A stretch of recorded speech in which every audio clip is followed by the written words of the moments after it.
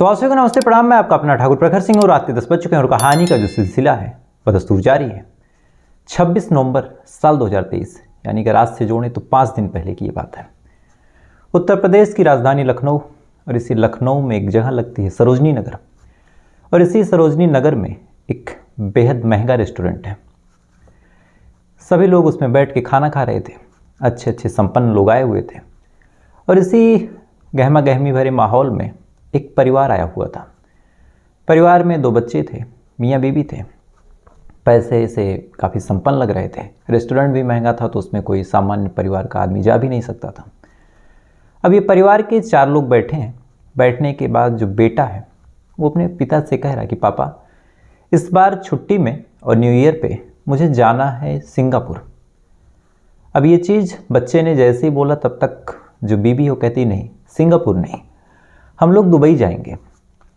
अब पिता ये तमाम चीज़ें सुन रहा, आसपास के लोग भी देख रहे हैं कि कुछ ज़्यादा ही रईस परिवार है। बहरहाल वेटर भी अपनी खिदमतगिरी में लगा हुआ है। इसी बीच पुलिस आ जाती है।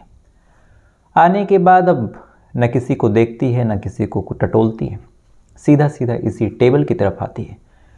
आने के बाद जो आदमी बैठा हुआ था, पुलिस वाले इसे कुछ देर तक देखते हैं।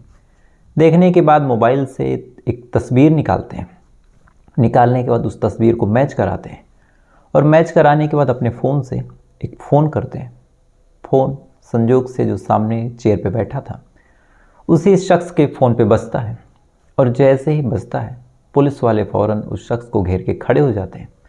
खड़े होने के बाद सिर्फ एक शब्द बोलते हैं और कहते हैं कि अजीत, तुम्हारा खेल ख़त्म हुआ। 10 सालों तक तुमने बहुत घुमा लिया हमको।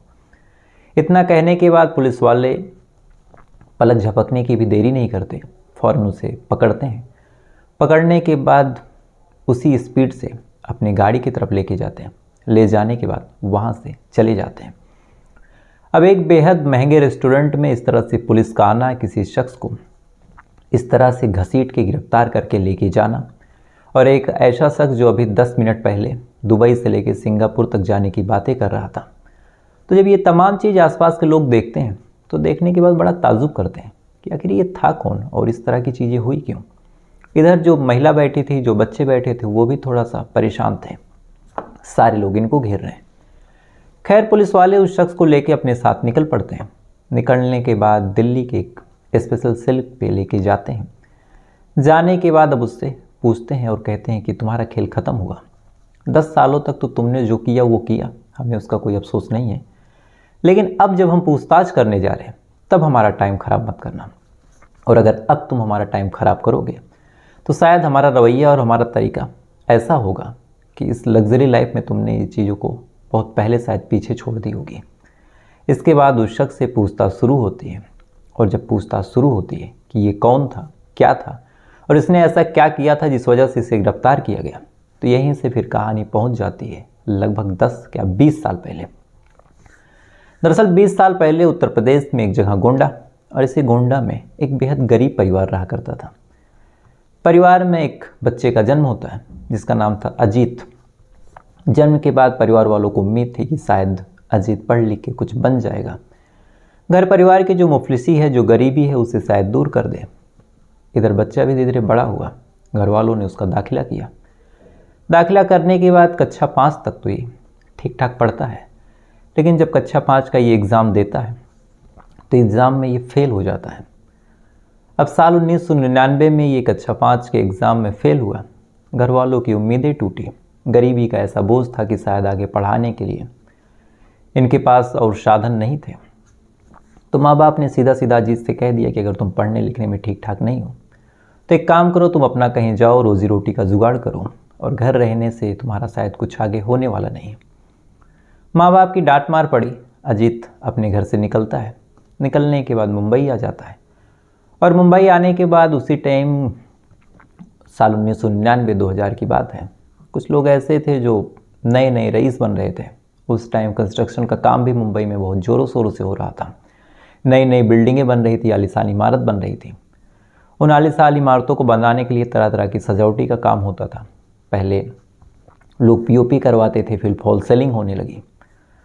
तो जब ये चीज़ अजीत देखता है कि एक ऐसा रोज़गार है जो शायद दिन दुगनी रात चौगनी तरक्की दे सकता है, तो फिर अजीत ने भी फॉल सेलिंग का काम सीखना शुरू किया। उम्र कम थी, बढ़िया गुरु मिला और उसे गुरु के अंडर ये फॉल सेलिंग का काम सीखता, अच्छी अच्छी बिल्डिंगों में जाता, बड़े बड़े लोगों के घर में जाता, कई कई मंजिला इमारत में जाता। और जब इन तमाम बिल्डिंगों में जाता तो जाने के दौरान ये सोचता कि काश ऐसी ज़िंदगी मेरी भी होती, काश मैं फेल ना हुआ होता तो ऐसी ज़िंदगी मैं भी जीता, मेरा भी ऐसा मकान होता। बहरहाल ये तमाम चीज़ें ये सोचता रहता। 150 रुपये जो मिल जाते उसको लेके घर पे आता, यानी अपने कमरे पे, और बैठ के बस हसीन सपने सजाए रखता कि काश कोई ऐसी बिल्डिंग मुझे मिल जाए, काश ये लग्जरी लाइफ में भी जीऊँ। वक्त के साथ साथ अजीत बढ़ता रहा। अजीत की उम्र बढ़ी। उम्र बढ़ने के साथ साथ इसके काम भी अपने आगे बढ़ाया, ठीक ठाक पैसे कमाने लगा। और इसी दौरान इसकी मुलाकात एक संगीता नाम की लड़की से होती है। संगीता से इसकी मुलाकात हुई। मुलाकात होने के बाद इसकी दोस्ती हुई। दोस्ती आगे बढ़ी, दोनों एक दूसरे को पसंद करने लगे। पसंद करने के बाद इसने अपने माँ बाप से जिक्र किया। इधर संगीता ने भी अपने फादर और मदर से इस बारे में बताया कि मुझे एक लड़का पसंद है। तो इत्तेफाक से दोनों के माँ बाप राज़ी हो जाते हैं। राज़ी होने के बाद इन दोनों की शादी फिक्स होती है और साल 2004-05 में इन दोनों की शादी करवा दी जाती है, बेहद कम उम्र में। शादी होने के बाद दोनों मियाँ बीवी वहीं पे रहने लगते हैं। रहने के दौरान जो अजीत था वो अपनी फॉल सेलिंग के काम को करने लगता। ठीक ठाक जगहों से इसको पैसे आने लगे। सारी चीज़ें बिल्कुल ठीक चलती रही। शादीशुदा ज़िंदगी आगे बढ़ी, बच्चे भी हुए। अब इधर बच्चों की जिम्मेदारी, इधर बीबी भी अब इधर उधर छोटे बच्चे थे तो कहीं काम पे जाती नहीं थी। तो ये तमाम चीज़ों की जो जिम्मेदारी थी, जो अजीत था अपने कंधों पे उठाया हुआ था।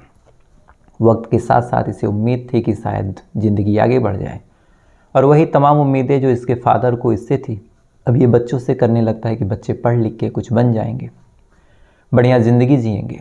लेकिन शायद किस्मत को कुछ और ही मंजूर था। साल 2010 आते आते अचानक से ऐसा क्या होता है किसी को मालूम नहीं, लेकिन जो अजीत था इसको काम मिलना बंद हो जाता है। आलम ये हो गया कि ये मियाँ बीबी और बच्चे भुखमरी के कगार पे आ गए। और साल 2004-05 में इसकी शादी हुई थी और 2010 आते आते लगभग 4 बच्चे हो चुके थे। अब 4 छोटे छोटे बच्चे, बीबी और एक खुद, यानी टोटल 6 लोग मुंबई जैसी जगह पे बिना इनकम गुजारा कैसे हो। लगातार अजीत परेशान रह रहा, लगातार ये सोच रहा कि क्या करूं, कैसे ज़िंदगी आगे बढ़ाऊं। लेकिन ना ही इसका कहीं रोज़गार लगा, ना ही इसका जो फॉल सेलिंग वाला काम था वो चल पाया। इधर बच्चों की डिमांड्स, बीबी की जो ज़रूरतें थी वो बढ़ती रही। लगातार ये परेशान कि क्या करूं। लेकिन इसी दौरान जब इसको कहीं काम नहीं मिल रहा था, ये इधर उधर काम के सिलसिले में भटक रहा था, तभी इसकी मुलाकात उत्तर प्रदेश के ही रहने वाले 2 लोगों से होती है। इसमें से एक का नाम था राजेश और दूसरे का नाम था दीपक। अब मुंबई में ये दोनों लोग उत्तर प्रदेश के, अच्छा एक अंबेडकर नगर का था, एक प्रतापगढ़ का था, तो यहाँ से भी नज़दीकी बढ़ी कि दोनों एक ही जगह के हैं लगभग। इसके बाद इन दोनों की जो अजीत है उससे दोस्ती हो गई। दोस्ती इस कदर गहरी हुई कि तीनों ने भी एक दूसरे से अपना प्लान साझा किया कि बड़ी मुफलिसी है, बड़ी गरीबी है, गुजारा हो नहीं रहा, क्या करें, कुछ समझ नहीं आ रहा। इधर अजीत भी कहता है कि यार 4 छोटे छोटे बच्चे हैं, बीवी है, मुंबई जैसी जगहों में इनको बड़ा करना, पढ़ाना लिखाना, एक अच्छी ज़िंदगी जीना मेरे बस का है नहीं, और मुझे नहीं लगता कि सही तरीके से कुछ काम होगा।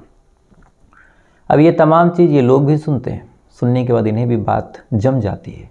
इन्हें भी लगता है कि शायद सही तरीके से पैसे नहीं आने वाले, तो फिर क्या करें। तो फिर इनके जहन में आता है कि अगर सही तरीके से नहीं आ सकता तो क्या गलत तरीके से आ सकता है, और अगर गलत तरीके से आ सकता है तो कैसे, कितना और कब। अब ये 3 सवाल थे। यहीं से इन्होंने सही का जो रास्ता है वो छोड़ा और गलत रास्ते को अपनाने का सोचा। बस सवाल यहीं अटक जा रहा था कि गलत में करें क्या, ऐसा कौन सा काम है जो हम कर सकते हैं, ज़्यादा फंसने के चांसेस भी ना हो, और साथ ही काम भी बढ़िया हो और पैसे भी मिल जाएं। अब ये 3 लोग अपनी मंजिल को एक करके एक दूसरे के साथ निकल पड़ते हैं। अलग अलग जगहों पे जाते हैं, अलग अलग गलत कामों को सीखते हैं। जैसे कहीं जुआ खिलाना हो गया, आमतौर पे जो कुछ मदारी वगैरह आते हैं कि इस प्लास्टिक के उस बॉक्स पे आप अपना सर्किल फेंको, सर्किल गिर जाए तो इतना पैसा आपका, नहीं गिरा तो इतना पैसा मेरा, या फिर जो इनाम वगैरह निकलवाते हैं। अब इस तरीके से छोटे मोटे पैमाने पे इन्होंने जुआ खिलवाना शुरू किया। ठीक ठाक पैसे आ गए, लगभग 10-20 हज़ार जब इनके पास इकट्ठा हुआ तो लालच और बढ़ी। कि 10-20 हज़ार तो ये 2-3 महीने में कमाते थे, जुआ और इन तमाम हथकंडों से इन्होंने एक हफ्ते में कमा लिया। अब लालच और बढ़ी, हिम्मत हौसला बढ़ा। इसके बाद इन्होंने और अलग अलग काम शुरू किए। कहीं किसी से पैसे उधार ले लेना, फिर ना देना, किसी को किसी स्कैम में फंसा देना, वहाँ से पैसे कमा लेना। बहरहाल ये तमाम चीज़ें करते रहे। 1-2 साल और गुजरा, 1,50,000 रुपये इन्होंने कमा लिए। लेकिन इस काम में इनको स्टेबिलिटी दिख नहीं रही थी। जैसे दिन भर 15 दिन मेहनत करें, तब भी ये पता नहीं कि फ़ायदा होगा या नहीं। ये भी फिक्स नहीं है कि इनका ही होगा, क्या पता नुकसान हो जाए। अब ये तमाम चीज़ें आपस में सोच रहे हैं कि अब क्या करें। पैसे तो आ रहे हैं लेकिन कोई फिक्स नहीं आ रहा। साथ ही ये भी टेंशन है कि इतने आए हैं, अगली बार आए या ना आए। कुछ ऐसा काम किया जाए जिससे ये फिक्स हो जाए कि अगर ये काम हो जाएगा तो इतने पैसे हमारे हैं और लागत ज़्यादा ना हो। तो फिर इन्होंने अब सोचना शुरू किया। अलग अलग लोगों से ये मिलते, उनसे कुछ ऐसे टिप्स लेते जो इस धंधे में माहिर खिलाड़ी थे। कई काम इन्हें समझ में आए कि जैसे कुछ चोरी का सामान बेचना हो, कुछ स्मगलिंग का काम हो। लेकिन स्मगलिंग और चोरी के मामले में 2-3 दिक्कतें होती। कहीं ना कहीं से पुलिस के कानों में खबर पड़ जाती। कई ऐसे इनके साथ के लोग थे जिनको पुलिस वालों ने गिरफ्तार किया और इस कदर जेल में डाल दिया कि वापस आने का वो लोग नाम नहीं ले रहे। तो ये तमाम चीज़ें इन्होंने सोची और फिर ये हुआ कि ऐसा काम, पुलिस की नज़र 24 घंटे, तो यहाँ मामला रिस्की है। इसलिए कुछ ऐसा काम किया जाए जिसमें पुलिस को भनक ही ना लगे और जो पीड़ित हो, अगर हम किसी से कमा भी रहे हैं तो वो भी किसी तक जाए ना, किसी तक जानकारी दे ना। तो फिर यहीं से इनके दिमाग में आता है कि क्यों ना हम नोटों का धंधा करें, यानी नकली नोटों का। अब नकली नोटों का धंधा करने का इन्होंने सोचा।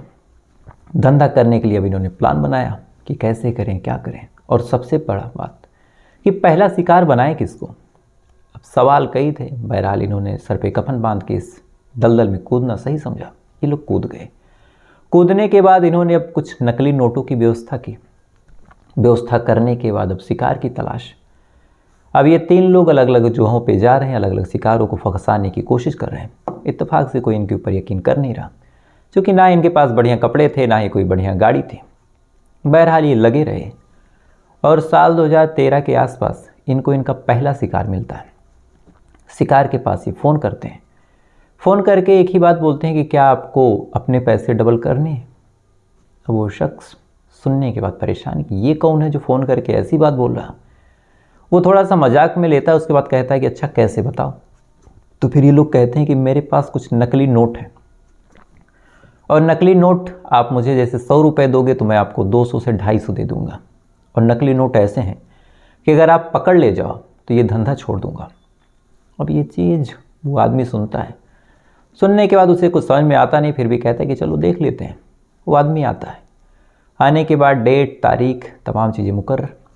ये भी डर था कि कहीं ये पुलिस को इत्तला ना कर दें, इसलिए उन्होंने शिकार भी ऐसा चुना था जो इस चीज़ को पहले से करता आ रहा।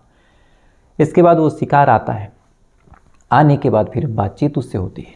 उसके बाद ये लोग उसको, उस टाइम 500 की नोट चलती थी, उसको 500 के नोट देते हैं और कहते हैं कि ये नकली नोट है, इसको ले जाओ और मार्केट में चलाओ।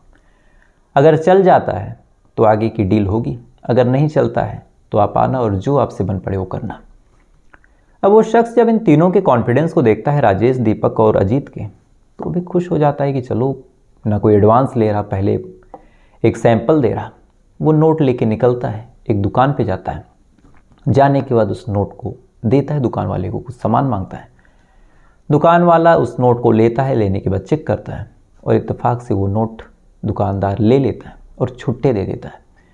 अब ये चीज़ जैसे ही ये लोग सुनते हैं, साथ ही वो आसामी जो आया था वो सुनता है। सुनने के बाद एकदम खुश आता है। आने के बाद डील हो जाती है। लगभग 1 से 1.5 लाख रुपए असली देता है और उनसे 1.5 लाख रुपए नकली लेके चला जाता है। जाने के बाद ये लोग फ़ौरन नंबर चेंज कर देते हैं। उसके बाद अगले शिकार की तलाश होती है। अब अगले शिकार की जब तलाश हुई वो भी मिला। मिलने के बाद उसको भी ऐसे फंसाया। फंसाने के बाद अब उसको भी इस तरह से नोट एक दिया, वो चलाया। उसके बाद एक पूरा बैग दे दिया। 10-5 लाख का फिर मामला हो गया। ऐसे ऐसे करते जो कहने, सुनने और लिखने में आया है कि 2013 से लेके 2020 तक इन्होंने करोड़ों का ऐसा मामला किया। अलग अलग जगहों से ये नोट मंगाते रहे, असली नोट लेते रहे, नकली नोट देते रहे। ये सिलसिला यूं ही चलता रहा। इसी बीच जो अजीत था साल 2011-12 की बात है जहाँ से इसके पास असली गरीबी आई। दरअसल साल 2011-12 में जब इसका काम छूटा था तो उस टाइम ये सोशल मीडिया पे आके रील बना रहा था। रील बनाने के दौरान इसकी ठीक ठाक फॉलोइंग हुई। उस टाइम लोग बनाने वाले ज़्यादा थे, देखने वाले कम। आजकल तो उल्टा है, बनाने वाले ज़्यादा हो गए हैं, देखने वाले कम हो गए। जबकि पहले था कि देखने वाले ज़्यादा थे, बनाते कुछ ही लोग थे। तो ऐसे हाल में अब इसको फॉलोइंग तो मिली, लेकिन उस हिसाब से ना इसके पास कपड़े थे, ना ही लग्जरी लाइफ थी। तो इस चीज़ को भी मेंटेन करने के लिए अब इसको पैसे चाहिए थे। तो यहाँ से भी आइडिया आया। बहरहाल अब जब पैसे आने लगे साल 2020 तक, तो इसने अपनी सोशल मीडिया लाइफ को बहुत तगड़े से मेंटेन रखा। अलग अलग लड़कियाँ अलग अलग टाइम पे इसके संपर्क में आई, और अभी तक ऑन द रिकॉर्ड जो पता चला है कि 5 से 6 लड़कियाँ इसकी गर्लफ्रेंड्स रह चुकी हैं। इसी दौरान इसकी लाइफ में एक और लड़की की एंट्री होती है जिसका नाम था संगीता। संगीता तो पहली थी, दूसरी का नाम था संजीदा, सुशीला। इसकी ज़िंदगी में सुशीला नाम की एक लड़की की एंट्री होती है। वो भी इसको पसंद करती है, ये भी उसको पसंद करता है, और इन दोनों के बीच शादी हो जाती है। शादी से 2 बच्चे होते हैं। इधर पहली बीवी से भी 7 बच्चे हो चुके थे। पैसे की कोई चिंता थी नहीं। आधी नकली नोट, असली नोट लेके नकली नोट का कारोबार था। सारी चीज़ें ठीक चल रही थी। ना ही अब तक पुलिस वालों की नज़र पड़ी, ना ही अब तक कोई ऐसा था जो इनको पकड़ पाया। साल दर साल ये लोग अमीर होते गए। लेकिन इसी दौरान इनकी मुलाकात एक तगड़े शिकार से होती है जिसका नाम था धर्मेंद्र कुमार, उन्नाव से। और यहीं से फिर इनके पूरे प्लान का भांडा भी फूटता है। दरअसल धर्मेंद्र कुमार से इनकी फ़ोन पे बातचीत हुई। इन्होंने धर्मेंद्र कुमार को कहा कि आपको असली नोट के बदले नकली नोट चाहिए। वो कहता है कि असली नोट के बदले नकली नोट, वो भी 2022-23 में, ये कैसे? उन्होंने कहा कि वो आपकी टेंशन नहीं है, वो हमारा सरदर्द है। आप आइए, हमसे नोट लीजिए, लेने के बाद आप मार्केट में जाइए, पहले चलाइए। अगर चल जाता है तो ठीक है, नहीं चलता है तो आप हमारा एड्रेस दे दीजिएगा, कह दीजिएगा नोट यहाँ से लिया। अब धर्मेंद्र जब ये बात सुनता है और इन लोगों का कॉन्फिडेंस देखता है तो कहता है ठीक है, आजमाने में क्या दिक्कत है। उसके बाद ये लोग धर्मेंद्र को एक नोट देते हैं। नोट लेके धर्मेंद्र मार्केट में उतरता है। उतरने के बाद उस नोट को जब दुकान वाले के हवाले करता है, दुकान वाला नोट को चेक करता है और फिर से नोट एक्सेप्ट कर लेता है। एक्सेप्ट करने के बाद अब धर्मेंद्र भी एकदम सन्न कि ये कौन सी टेक्नोलॉजी है कि नोट इस कदर बना दिया कि कोई जान नहीं पाया। अब धर्मेंद्र एकदम खुश, कहता है कि हाँ, मुझे 3-3.5 लाख रुपए के नोट चाहिए। उसके बाद ये लोग कहते हैं कि ठीक है, आधे पैसे आप दे दीजिए, दुगनी नोट आप ले लीजिए। धर्मेंद्र भी खुश, ये लोग भी खुश। डील की तारीख मुकर्रर होती है। धर्मेंद्र असली रुपए लेके जाता है। सामने 100 लोग आते हैं, एक लॉक बैग देते हैं। देने के बाद कहते हैं कि इस बैग को लो और यहाँ से फ़ौरन 9-11 हो जाओ, क्योंकि हमारे पीछे पुलिस पड़ी हुई है। अब पुलिस का नाम जैसे धर्मेंद्र सुनता है, अब ऐसे रिस्क का वो आदी था नहीं। फ़ौरन असली नोट सौंपता है, नकली नोट लेता है। लेने के बाद वहाँ से 9-11 कि क्या ही किसी को फ़र्क पड़ेगा, अब इतने नोटों को मैं चला दूंगा। घर आता है, बैग खोलता है। बैग खोलने के बाद सामने देखता है तो बढ़िया कत्थई कलर की नोट्स पड़ी हुई हैं। एकदम खुश। अब नोट उठा के वो कहीं रखने की कोशिश करता है, और जैसे ही रखने जाता है तो अंदर जो कुछ देखता है, उसे देखने के बाद उसके पैरों तले ज़मीन खिसक जाती है। दरअसल अंदर सिर्फ ऐसे नोट थे जिनको छोटे से छोटा बच्चा भी पकड़ ले जाए। अब ये चीज़ जैसे ही देखता है कि ऊपर तो असली नोट थे, यानी असली जैसे दिखने वाले, और नीचे नकली पूरा, यानी 1.5 से 2 लाख रुपए लोग लेके उन लोगों ने ऊपर बस 10 से 20 हज़ार की परत लगा दी थी। धर्मेंद्र एकदम सन्न लेके पुलिस स्टेशन पहुंचता है। बताता है कि साहब मेरे साथ फ्रॉड हो गया। पुलिस वाले जब पूछते हैं कि कैसा फ्रॉड, तो बताता है कि साहब ऐसे ऐसे लोग मिले थे, उन्होंने असली के बदले नकली नोट दिया। ऊपर वाले तो नकली नोट ऐसे हैं जिनको पकड़ा नहीं जा सकता, लेकिन नीचे वाले तो पूरे रद्दी कागज़ हैं और इसको तो तुरंत पकड़ा जाएगा। अब पुलिस वालों ने जब ये बात सुनी तो पहले तो कार्रवाई धर्मेंद्र पे हुई कि आप ऐसे काम में पड़े क्यों, और दूसरा जब ये देखा गया कि ऊपर के ऐसे नकली नोट हैं जिनको पकड़ा ही नहीं जा सकता, तो पुलिस वालों का भी माथा ठनका कि अगर ऐसे नोट मार्केट में घूम रहे हैं तो देश के लिए एक बहुत बड़ा खतरा। पुलिस वालों ने उन नोटों को चेक किया, और जब चेक किया तो एक ऐसी चीज़ निकल के सामने आई जो वास्तव में बड़ी हैरान करने वाली थी। दरअसल ऊपर जो नोट थे वो नकली थे ही नहीं, वो नोट असली थे। और यहीं से एक बात और पता चली कि इन लोगों ने कभी नकली नोट किसी के हवाले किया ही नहीं था। दरअसल ये लोग जब क्लाइंट से मिलते थे तो उसको पहले असली नोट देते थे कि जाओ और चलाओ। वो असली नोट लेके जाता था, मार्केट में असली नोट चल जाते थे। इसके बाद इस कदर वो लोग असली और नकली को मिक्स करते थे कि एक साधारण इंसान कभी जान नहीं पाता। और ये डील इतनी तेज़ी के साथ होती कि कभी बैग खोल के चेक करने का, नोटों को गिनने का कोई मतलब निकलता ही नहीं था। ये बातों की वजह से ऐसा ब्रेन वॉश करते थे कि सामने वाला आसामी जो होता वो शिकार हो जाता और भरोसा कर लेता। इसके बाद पुलिस वालों ने जब ये तमाम चीज़ देखी कि असली नोट के बदले कुछ असली नोट दे के फिर नीचे कागज़ लगा के ढेर सारे पैसे इन्होंने लिए, तो फिर अब सवाल शुरू हुआ कि ये लोग थे कौन और कहाँ के। तो नंबर वगैरह था ही। पुलिस वालों ने नंबर अब सर्विलांस पे लगाया और नंबर की जब लोकेशन निकाली तो पता चला कि इस समय ये लोग और ख़ासकर जो मेन डीलर था अजीत मौर्य, वो लखनऊ के सरोजनी नगर में एक बेहद ही महंगे रेस्टोरेंट में बैठा हुआ है। अब ये जानकारी जैसे पुलिस वालों के हत्थे चढ़ी, पुलिस वाले फ़ौरन टीम बना के जाते हैं और जाने के बाद साल 2010 से या फिर 12 से भी जोड़ें तो साल 2023 तक उसने इतने पैसे कमा लिए थे कि अपनी नई बीवी जिसका नाम था सुशीला और 2 बच्चे जो उससे हुए थे, उनके साथ बैठ के अजीत मौर्य आराम से ये गप्पे लड़ा रहा था कि इस न्यू ईयर पे और बर्थडे पे सिंगापुर जाना है या दुबई जाना है। यानी एक आदमी है जो साल 2010 तक सिर्फ पेंटिंग और फॉल सेलिंग का काम करता था, 13 साल या फिर 2012 से 13 से जोड़ें तो महज 10 सालों में फ्रॉडजरी करके इतने पैसे कमा चुका था कि जिस रेस्टोरेंट में बैठने के लिए अच्छे अच्छे लखपतियों को एक बार सोचना पड़े, वहाँ बैठ के वो विदेश की यानी फॉरेन ट्रिप की एक तरह से प्लानिंग कर रहा था कि कहाँ जाना है। तो सोच के देखिए कि इसने कितने पैसे कमाए होंगे। फिलहाल पुलिस वाले जो बाकी 2 साथी थे जिनका नाम है राजेश और दीपक गुप्ता, इनकी तलाश कर रही है। अगर कोई जानकारी मिलती है तो आपको ज़रूर बताऊंगा। लेकिन फ़िलहाल अजीत मौर्य उर्फ रमेश की यही कहानी थी कि 10 सालों में इसने 5 से 6 गर्लफ्रेंड बनाई, 7 पहली बीवी से और 2 दूसरी यानी 9 बच्चे किए, 2 शादी की और अर्श से लेके फर्श और फर्श से लेके अर्श दोनों का सफ़र तय कर लिया। तो फिलहाल ये थी पूरी कहानी। उम्मीद है कहानी आपको पसंद आई होगी और आज मुझे लगा कि थोड़ा सा मूड भी आप लोगों का चेंज कर दूं, तो ऐसी कहानी के साथ आया। तो आपसे अब कल फिर मुलाकात होगी किसी दूसरी कहानी के साथ। तब तक अच्छे रहिएगा, खुश रहिएगा, अपना ख्याल रखिए, अपने देश का ख्याल रखिए। जय हिंद, वंदे